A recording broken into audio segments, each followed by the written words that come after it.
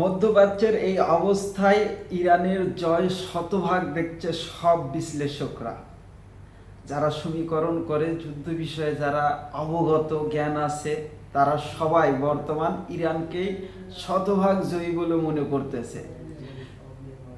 কারণ ইরান যে পরিবেশে আছে, যার যে গতিতে আছে, যেইভাবে তারা প্রতিরোধ করতেছে, এইভাবে যদি তারা 15 দিন 1 মাস প্রতিরোধ করতে পারে তাহলে তারা সাকসেস।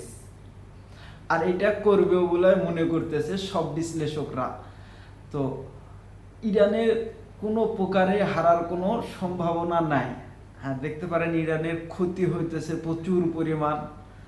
প্রচুর পরিমাণ ধ্বংস হইতেছে ইরানের অবকাঠামোগুলো। কিন্তু তারপরেও আমেরিকা তার লক্ষ্যে, ইসরায়েল তার লক্ষ্যে পৌঁছাতে পারবে না। কোনো অপশান নাই, কোনোভাবেই কোনো অপশান নাই। এই যুদ্ধ তার গতি আরও বাড়বে, সামনের দিকে আরও বাড়বে। কারণ আমেরিকার প্রেসিডেন্ট ডোনাল্ড ট্রাম্প বলছে প্রয়োজন হলে এটা আজীবন যুদ্ধ চালাবো। আসলে এটা তার মুখের কথা, কারণ সে কখন কি বলে সে নিজেও জানে না। ডোনাল্ড ট্রাম্প কখন কি বলে সে নিজেও জানে না। এখন এক কথা, তখনই এক কথা। যুদ্ধটার পরিবেশ ওরা চিন্তা করেছিল একরকম, যে আমরা সবাইকে একসাথে মারবো, তাদের প্রধান নেতাদের, তাহলেই ইরান একেবারে স্তব্ধ হয়ে যাবে। কিন্তু সেটা হয়নি। তারা যে আক্রমণ করছে তার কিছুক্ষণের মধ্যে ফিডব্যাক দিয়ে দিছে ইরান। আর সেটা যেন তেন না, মধ্যপ্রাচ্যে কি হইতেছে সেটা সবাই অবগত আছেন। এছাড়াও ইসরায়েলে যা হচ্ছে সেটা কিন্তু ফুল দেখানো হয় না। আমরা সবাই জানি ইসরায়েলে যে ধ্বংসলীলা চলতেছে ইরানের ড্রোনের, সেটা কিন্তু ফুল দেখানো হয় না, বা দেখানো একেবারে নিষেধ আছে। তো সেইখান থেকেও, এই নিষেধের মধ্যে থেকেও যেটা দেখা যাচ্ছে, এটা কিন্তু বলার মতো না। এখন অল্প দিনের মধ্যেই স্তূপের মুখে পড়বে মার্কিন প্রেসিডেন্ট ডোনাল্ড ট্রাম্প, এবং ইসরায়েলের প্রেসিডেন্ট তো সে তো স্তূপের মুখে পর্যায়ে আছে। আর সে তো বর্তমান একজন আসামি, ইন্টারন্যাশনাল আসামি।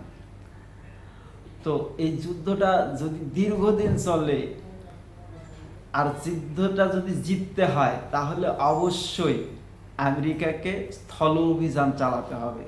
কিন্তু সেটা কোনো প্রকারে সম্ভব না। কারণ ইরান ফিলিস্তিনের মতো ছোটোখাটো কোনো দেশ না। ইরানের আয়তন অনেক বড়। এইখানে ছিটিয়ে ছড়িয়ে যেগুলা ইরানের সদস্য আছে, মানে সেনা সদস্য আছে, এইগুলাকে খুঁজে খুঁজে বের করতে হলে আমেরিকা আর ইসরায়েলের 1 বছর লাগবে, তারও বেশি, এইরকম হিসাব করতেছে। আর যদি তারা স্থল অভিযান চিন্তা করে, সেইখানে কমত হলে আমেরিকার 10 লক্ষ সেনাবাহিনী লাগবে স্থল অভিযান চালাতে গেলে, এটা সর্বনিম্ন। কিন্তু প্রেডিকশানে বলতেছে, সবাই চিন্তা ভাবনা করে বলতেছে, 10 লক্ষ যদি মার্কিন সেনা স্থল অভিযানে ইরানে যায়, তাহলে একটাও বেঁচে ফিরবে না। কারণ প্রত্যেকটা ইরানি সেনাদের অভিজ্ঞতা আছে, মানে ওদের যে একটা ক্ষমতা আছে, গোপনে অস্ত্র প্রশিক্ষণ আছে, মানে গেরিলা বাহিনী যুদ্ধের যে একটা অভিজ্ঞতা আছে, সেটা আমেরিকার কারণে। আর নিজের দেশে নিজের জায়গায় যদি এরকম 10 লক্ষ আমেরিকার সেনা দেওয়া হয়, তারাও একটাও বেঁচে ফিরবে না বলে সবার ধারণা। কিন্তু ইরানে ঢোকার মতো পরিবেশ নাই। ইরানে যে ওরা স্থল অভিযান করবে সেই রাস্তাটাও নেই, কোনো প্রকারেই নাই। কারণ যদি ওদের ঢুকতে হয়, তাহলে ইরাক দিয়ে ঢুকতে হবে, সেইখানেই তারা বাধার মুখে পড়বে। কারণ ইরাকে অনেক ইরানি যোদ্ধা আছে, ফক্সি গ্রুপ আছে যাকে বলা হয়। আর না হলে হরমুজ প্রণালী দিয়ে ঢুকতে হবে।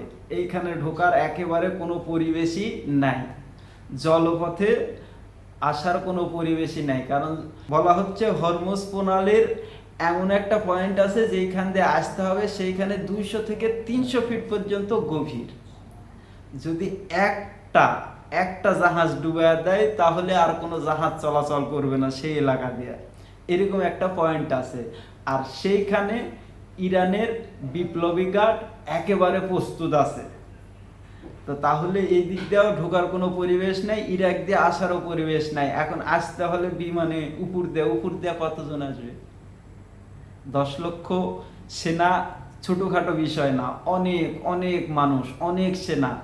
সেই সুবাদে কোনো প্রকারেই জিতার সম্ভাবনা নাই। এমনকি বলা হচ্ছে যদি নিউক্লিয়ার বোমা মানে ওয়েপেন প্রুফ করে, তারপরেও ইরানকে ধ্বংস করা যাবে না। কারণ ইরান অনেক বড় একটা দেশ, যেখানে পাহাড় মরুভূমি সবগুলো আছে। আর বিশেষ করে ইরানের যেগুলো গুগমুল ঘাঁটি, সেইগুলো সবচেয়ে বেশি পাহাড় আর মরুভূমির মধ্যেই আছে।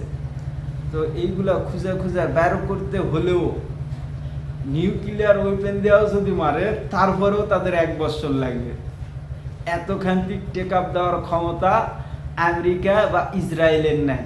সুতরাং যেই কোনোভাবে হোক আমেরিকাকে পিছু হটতে হবে, পিছু হটতে বাধ্য আমেরিকার এইখান থেকে জয়ের সম্ভাবনা একেবারে 99% নাই, 1% আছে। সবগুলো সমীকরণে এটাই বলতেছে। আমি যতগুলা দেখতেছি, যা বুঝতেছি, এইখানে এইটাই বোঝা যাচ্ছে।